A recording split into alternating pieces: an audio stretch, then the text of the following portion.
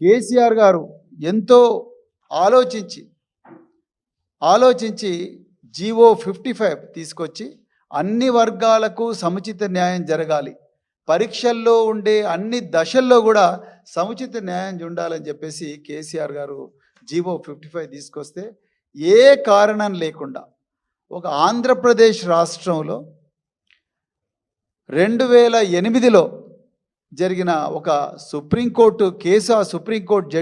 జడ్జిమెంట్ని అడ్డం పెట్టుకొని ఇవాళ ఆ జీవో 55ను రద్దు చేసి ఈరోజు రేవంత్ రెడ్డి ప్రభుత్వం ఆగా మేఘాల మీద జీవో 29 తీసుకొచ్చి కేసీఆర్ గారు అన్ని వర్గాలకు ఏ విధంగా న్యాయం జరగాలనో స్పష్టంగా వివరించిన జీవో 55 స్థానంలో జీవో 29 తీసుకొచ్చి నిరుద్యోగుల నోట్ల మట్టి కొట్టిందని చెప్పేసి కేసీఆర్ గారు ఎంతో ఆలోచించి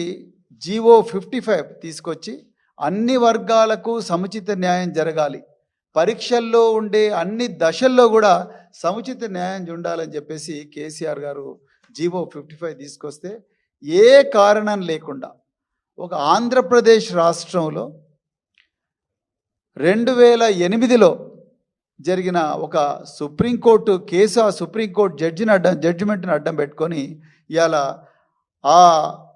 జీవో 55ను రద్దు చేసి ఈరోజు రేవంత్ రెడ్డి ప్రభుత్వం ఆగా మేఘాల మీద